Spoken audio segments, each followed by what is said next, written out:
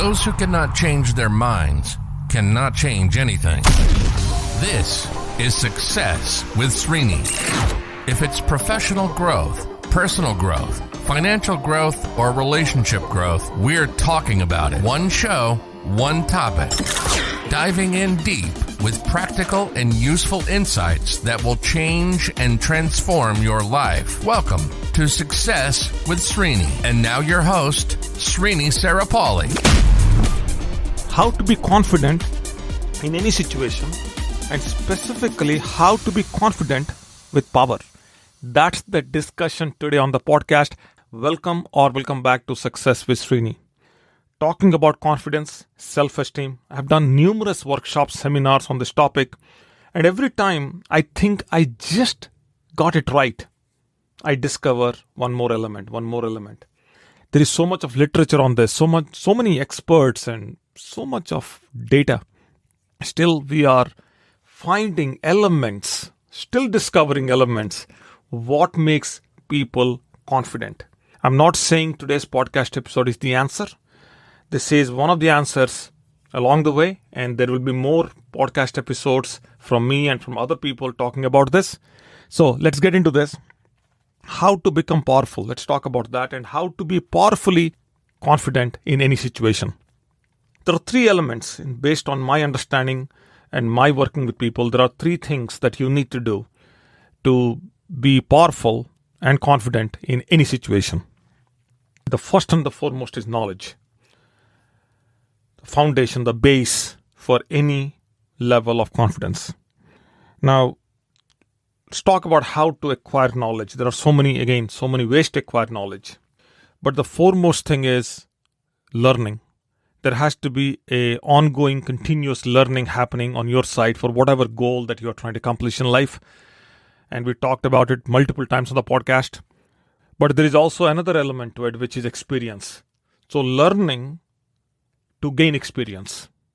So that means you're learning and you're applying and you're doing it frequently. Repetition and frequency. So that you are committing mistakes, you are making modifications along the way and gaining the necessary experience. Now, learning coupled with experience over a long period of time does one other thing, which is it builds self-awareness. You start to discover your strengths, you start to discover your weaknesses. Every time there is a weakness, you go spend time trying to overcome the weakness.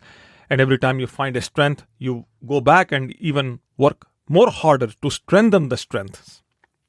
Now, there is a specific kind of a learning we are talking here, which is constantly pushing the comfort zone. Constantly pushing the comfort zone in as a part of this learning experience. So this is the first element, which is the knowledge element. There's also one other question I want to address here, which is, I get this. Why people do not learn or choose not to learn at a certain point in their lifetime. See, life fundamentally is teaching a lesson. We don't capture that lesson. We don't acknowledge that life is teaching us a lesson. I meet people who tell me they don't want to read anymore. They don't want to study anymore. They wish somebody could have done this for them. They're old or they are not finding themselves in it. They lack motivation, whatever. They give all kinds of reasoning why they don't want to do something. This is not a good position to be in where you effectively have given up on things. Not a good position to be in. It's okay not to pursue, but then shouldn't be giving up on things. So, how are those who are constantly learning different than people who have chosen not to learn?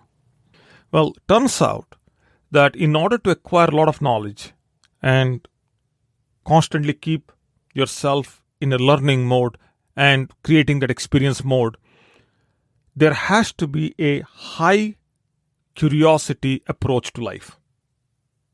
So fundamentally, you have to become curious all the time. So high curiosity living, the secret to getting knowledge. And also as a result of that, you become self-aware. Now, when you become self-aware, you also understand who you are. So who you are means setting identity. It's a big one. So when you are self-aware, You can establish your identity. You can identify yourself, saying, okay, this is who I am. This is what I do. These are my values. These are my beliefs. This is how I approach. This is how I play my game. You set that footing. So the first part is knowledge. Now let's talk about the second part of this, which is the state of mind. Every time you are put in a situation where you have to perform and you need to have an outcome.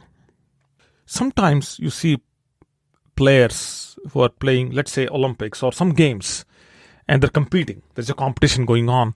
Sometimes the best players, they lose their form. They don't perform to the level. And everybody's expecting of them big outcomes, and they don't. Turns out that it's not the skill, not the talent, not the experience. It's already there. It's lack of performance on that day, in that moment. So somebody recently said, oh, you went to Everest, so you can always go. This is a small mountain. You can climb. You can get on top of this. My answer to them was, no, it's not about small or big. It's me on that given day, in that given moment. So many things have to come together for an outcome. So what kind of a mind that you need to have so that you feel powerful and you feel confident in any situation? The first and the foremost is that you need to approach everything and anything with a positive outcome. There's no negative outcome. There is no place for any negative outcome in the mind, because you have already addressed the negative results as a part of your preparation. So as a part of your knowledge acquisition phase, you already looked into, you made all the mistakes, you addressed everything. So as you are stepping into the performance, you are only expecting the best outcome. And as you are performing, the mindset is, I have no excuses. If something goes wrong, it's okay. I have no excuses. At the same time, there are also no expectations. There are no expectations. And then, as a part of your preserving the state of mind, you also have to look into the limiting beliefs that you have. What are some things that you tell yourself that are not true? Have no meaning at all, but you keep on telling yourself, I don't have this, I don't have that. I wish if I was in this situation, I would have done it better. Whatever your limiting beliefs are, you got to be addressing them. So limiting beliefs go away. Outcome is always positive. Excuses are none. And expectations are also none. So you give your best performance, you walk away from the outcome. So we have knowledge in place, we have the state of mind, and the third thing is now, go apply yourself. You perform as if nobody is watching you. You perform as if there is no tomorrow. You perform as if today is the last day and this is the last act. You perform. So knowledge, state of mind, and performance. Now you do this over a long period of time across multiple different events. There is two things that's going to happen as a result of this. One is you feel more in tune and you feel more confident about your knowledge, about your state of mind, and about the way you apply yourself. So the power is derived. So in other words, you don't go out seeking power. Power is within you. So you become self-reliant. So if I have to further chunk this down into three, so let's say I'll not go with the words knowledge, state of the mind, and application. I'll take those three things out. I can say this. First is self-aware, build self-awareness, remove self-doubt, and then become self-reliant. Three things that leads to extreme self-confidence. So at the core of all this, if you listen to this, and if you are with me up to this point, at the very core of all this is knowledge. So information, knowledge, wisdom, experience, all these elements fundamentally create the base for any level of confidence. If you remove that, then there is not much to this equation. So imagine going and trying to play a game. You are excited about the game. You have seen other people play, but you are playing the game without preparation, without any strategy, without any skills. You're passionate about it and you can do it, but then the elements are not in play.